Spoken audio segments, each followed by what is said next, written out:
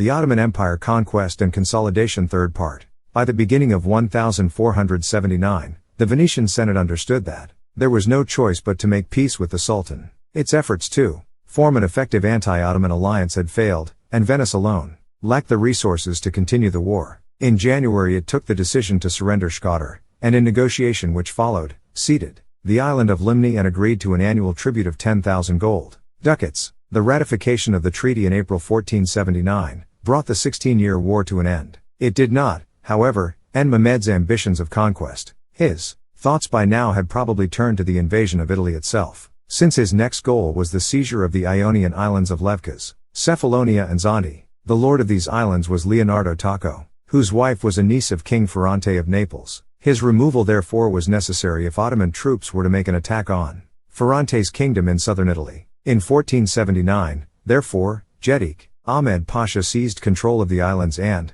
in the following year, crossed the Adriatic to Otranto on the heel of Italy, where he captured and occupied the fortress. At the same time as Gedik Ahmed's operations in Italy, the vizier Mizi Pasha led an attack on Rhodes, the stronghold of the Knights of St. John, which enabled them to prey on shipping passing between the Aegean and the Mediterranean. One aim of the attack was perhaps to prepare the way for an invasion of the Mamluk domains in Syria and Egypt, an operation which would be more secure if the Sultan could control the sea lanes between Istanbul and the Levant coast in Egypt. The siege was a failure. Nonetheless, in 1481 the Sultan set out with his army on a campaign to the east, apparently against the Mamluks. A few days' march from Istanbul, he died. His army did not mourn. Instead, the Janissaries returned to Istanbul and subjected the city to several days' looting until, as a temporary measure, the viziers placed Mehmed's grandson Korkut on the throne. By the end of his reign, Mehmed had consolidated or extended Ottoman territory to comprise, in Europe,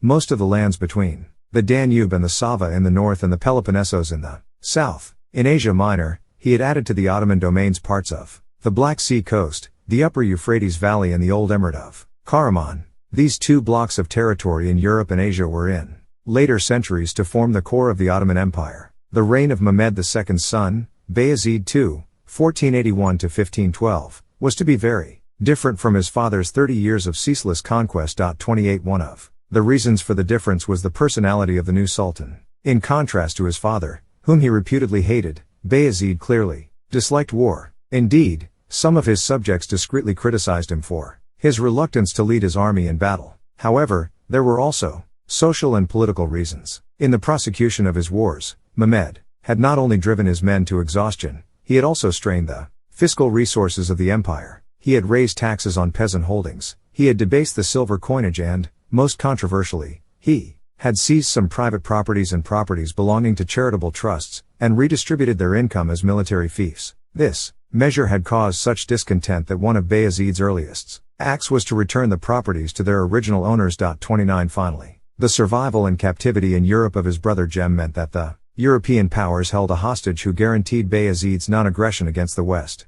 The new sultan's reign began with a civil war between Bayezid and Jem. 30 The fighting ended with the flight of Jem to the custody of the Knights of St. John, first on Rhodes and later in France, where his presence as a political hostage in the hands of the Knights was to dominate Bayezid's foreign policies for the first half of his reign. In 1483, he agreed to pay an annual tribute to Rhodes for Jem's safekeeping, transferring this payment to Rome when, in 1489, Jem came into the custody of the Pope. This agreement with the Knights, and subsequently with the Pope, was crucial in securing Bayezid's realms from both civil strife and war with Catholic Europe. At the same time, he took other measures to ensure peace. He refused to allow Gedik Ahmed Pasha to return to Otranto, and he ratified the 1479 treaty with Venice, at the same time releasing the Venetians from the obligation to pay tribute. In 1483, after a series of raids and counter-raids across the border, he concluded a 5-year truce with King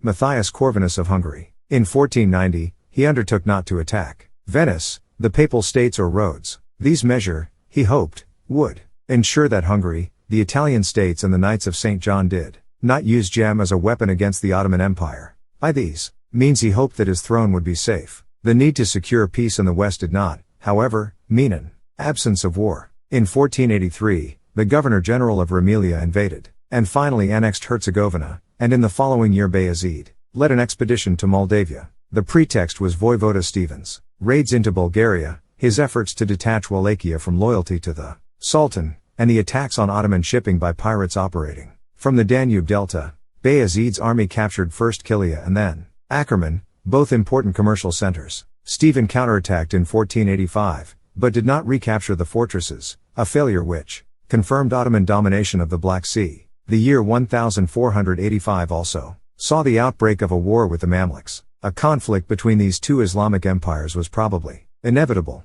The Ottoman annexation of Karaman had brought the Ottomans and the Mamluks into direct confrontation, with the Taurus Mountains forming an ill-defined boundary between the two powers. The question of who was to secure the loyalty of the Turkoman tribes in the region was to be a source of conflict between them, as was the aid which Bayezid sent to his vassal Ala-Adavul of Dulgadir, whose lands abutted on both Ottoman and Mamluk territory. In 1485, war broke out when Bayezid rejected Mamluk peace overtures and the Ottoman Governor-General of Karaman occupied Adana and Tarsus in the Kukurova. 31. In the following year, the Mamluks reversed this success. A Mamluk army recaptured Adana and then, in the battle which followed, captured the Governor-General of Anatolia, Hersek's aide, Ahmed Pasha, and other Ottoman notables. It was perhaps this defeat that encouraged the Turkoman tribes of the Taurus Mountains to raise an anti-Ottoman rebellion around the figure of a Karamanid pretender. This rebellion, the Ottoman Grand Vizier, Daoud Pasha, was able to suppress in 1487,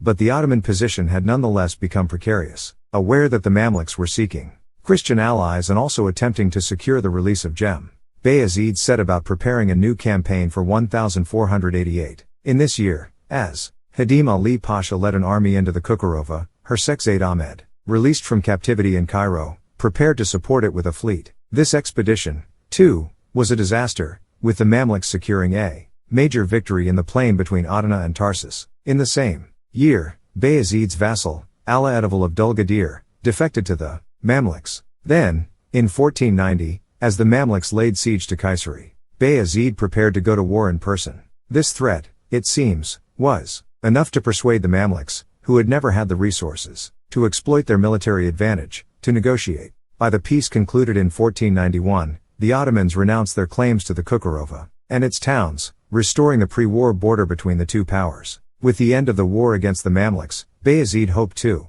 take advantage of political instability in Hungary following the death of King Matthias Corvinus and the apparent willingness of the garrison at Belgrade to defect. This plan came to nothing. When he arrived in Sofia in 1492, the political crisis in Hungary had ended with the enthronement of the new king. Instead, he sent raids into Hungary and Transylvania, while he led the army to Albania to suppress the rebellion of John Kostriot who, in the tradition of his family, had not recognized Ottoman overlordship since the death of Mehmed II. The expedition was not wholly successful. The Albanian rebellion continued until shortly after 1500. The expedition did, however, have an unforeseen consequence. As the army returned through Prilep, a naked dervish, barefooted and bare-headed, tried to assassinate Bayezid. The terrified Sultan ordered, in vain, as it turned out, the expulsion of all such dervishes from his realms and, more importantly, withdrew to some degree from the public eye. The incident marked a stage in the gradual process of the Sultan's withdrawal from contact with their subjects. 3 years later, in 1495, Bayezid faced the crisis which he had been dreading for 14 years. In 1494, the French king, Charles VIII, invaded Italy, capturing Rome and taking custody of Jem. In January 1495, with Jem as his most potent weapon, he announced a crusade against the Turks, provoking a panic in Istanbul as Bayezid ordered the strengthening of the city's fortifications. To protect himself in the west, Bayezid negotiated a 3-year treaty with Hungary, and waited for the invasion. This never happened. In February, Jem died and events forced Charles to evacuate Italy, leaving Bayezid to deal more freely with the European powers. To begin with, he ignored the truce with Hungary, allowing the Ottomans to capture some Hungarian forts in Bosnia. He also responded to the call from his former enemy, Stephen the Great, when King John Albert of Poland, refusing to accept Ottoman suzerainty over Moldavia, tried to replace Stephen with his own brother, Sigismund. At Stephen's request,